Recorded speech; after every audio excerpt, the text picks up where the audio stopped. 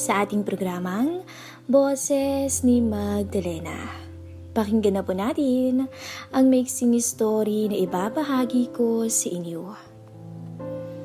Itago niyo na lang po ako sa pangalang John Joseph. Nagtatrabaho sa Qatar bilang isang engineer. Nasa Pinas lang ang aking misis na si Nicole at ang dalawang anak namin. May nakakatandang kapatid po ang aking asawa. Natatawagin natin sa pangalang Cindy. Na-meet ko na dati si Ate Cindy. Bago pa kami ikasal at botong-boto naman siya sa akin dahil tahimik at mabait raw ako. Huwag na huwag ko lang daw lolokohin ang kapatid niya, kung hindi ay tatamaan ako sa kanya. Matagal na nagtatrabaho sa Qatar si Ate Cindy. At dahil na rin siguro sa sobrang busy at mapili sa lalaki, kaya hindi pa rin siya nag-aasawa. Mabait, maganda, at sexy si Cindy, kaya maraming nandiligaw, pero puro busted. Year 2014, noong nagdalang tao ang misis ko at nagpakasal na rin kami. 2015 naman, nung maramdaman namin ang hirap sa Pinas, kaya't nagpasya kami na mag-abroad na lang ako. Swerte naman, at natanggap agad ako papuntang Qatar noong February 2015. Nag-message naman ako agad kay Cindy. At tuwang-tuwa naman ito dahil sa wakas ay may makakasama na raw siya sa bahay. Kasi 2 months nang bakante ang kabilang kwarto sa apartment na tinitirhan niya. Pagkarating ko sa Qatar, parang hindi naman ako na homesick. Kasi sobrang napaka-supportive ni Cindy. Pagising ko sa umaga ay nakahanda na ang pagkain. At pagka-uwi naman ay may dinner na.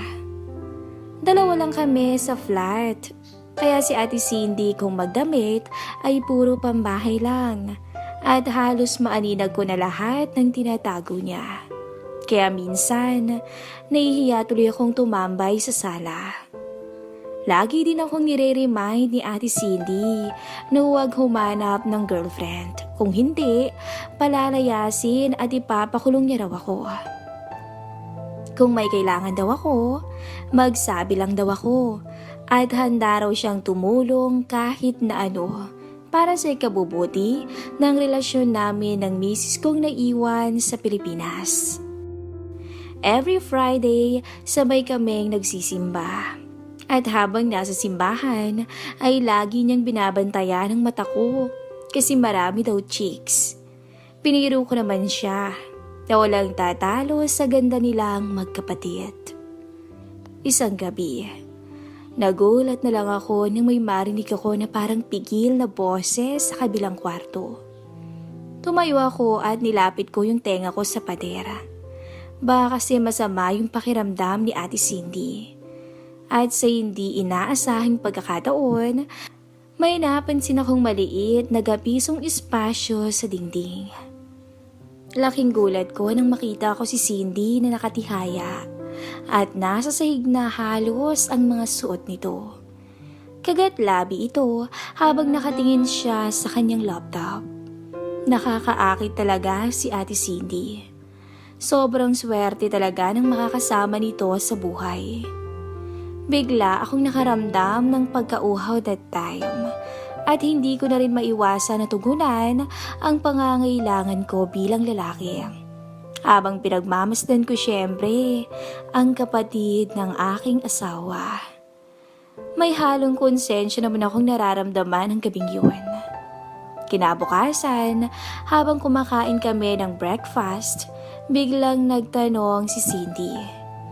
"Kumusta tulog mo?" Tanong niya. "Ayos naman ate," sagot ko. Nagulat ako nang bigla siyang tumawa at sinabing, "Hinay-hinay ka lang, baka maubusan ka niyan." Ang wika ni Ate Cindy. Bigla akong kinabahan sa sinabi niya. Alam kaya niya na nakamasid ako sa kanya kagabi? Shit naman oh. Siguro ay alam niya nga dahil may espasyo doon. Hindi na ako nakaimik. Biro lang yun. Ano ka ba? Natural lang yan. Dagdag pa niya. As in, grabing kaba ko talaga. Buti na lamang may tumawag sa phone niya at nagka-change topic kami. March 12, 2015. Huwebes. Nagpa-party si Cindy sa apartment kasama ang mga katrabaho niya. Kasi na-promote siya. Nagtagay at nag-video okay sila. Panay naman yaya ni Cindy na mag-join ako sa kanila pero nahihiya ako kaya nagkunwari na lang ako na may ginagawa sa kwarto. Nakatulog na rin ako at nang maghahading gabi na, bigla na lang akong kinalabit ni Ate Cindy. Pumasok na pala siya sa silid ko. Hindi naman kasi ako naglalak ng pintuan eh. Umuwi na raw yung mga kasama niya, kaso bitin pa raw siya sa tagay. Makulit din pala si Cindy kapag lasing. Panay hila sa akin palabas ng sala eh. Sinamahan ko na lang siya at sabi ko konting shot lang ako kasi hindi talaga ako mahilig sa alak. Pero magaling akong kumanta, kaya namangha siya nang marinig niya ang boses ko. Ang galing mo pala. Baka naman may iba ka nang hinaharana dyan ha? Lagot ka sa akin pag sinaktan mo yung kapatid ko. Ang wika niya. Hindi naman ate, sabi ko at napatawa na lang. Sabi pa niya sa akin na gagawin daw niya lahat, huwag lang masakta ng kapatid niya. Palagay ko, may duda siya na may nililigawan akong iba. Hanggang sa pangatlong kanta ko, nararamdaman ko na magkadikit na pala kami. Kinakabahan ako kasi amoy ko talaga yung pabango ni Cindy. At nakukuryente pa ako pag minsan naididiin niya ang harapan niya sa balikat ko. Pero hindi ako nagpapahalata. Kasi baka magalit siya eh. Bago pa man matapos yung kanta ko, ay biglang bumulong si Cindy. Alam mo dyan, willing akong mag-sacrifice para lang masigurado na walang sisira sa relasyon niyo ng kapatid ko. Malambing na sabi nito sa akin. Nagulat na lang ako sa sinabi niya. At nung tinanong ko na siya kung anong ibig niya sabihin, ay bigla na lang niya akong sinunggaban sa labi. Siyempre, hindi na rin ako nakatanggi pa. Kasi miss na miss ko na rin talaga ang yumakap at humalik sa isang babae. Subalit hindi nagtagal, ay nakonsensya ako kaya tinigil ko. Ate Cindy, awat na. Sa tingin ko malito eh. Lasing ka lang. Matulog ka na. Tumigil siya at napatingin siya sa mga mata ko. Sabay haplos sa mukha ko. At tinakpan niya ang bibig ko na ang ibig sabihin ay tumahimik ako. Biglang lumuhod si Cindy at binuksan ang zipper ko. Nagulat ako. At siya naman ay nanlalaki ang mga mata at patawang nagsabi lang. Naku, solve na solve pala yung kapatid ko sa'yo eh. Sabay ngiti nito sa akin. Agad ding tumayo ito at hinila niya ako papuntang kwarto niya. Pagpasok namin sa room ay tinulak niya ako pahiga sa katre.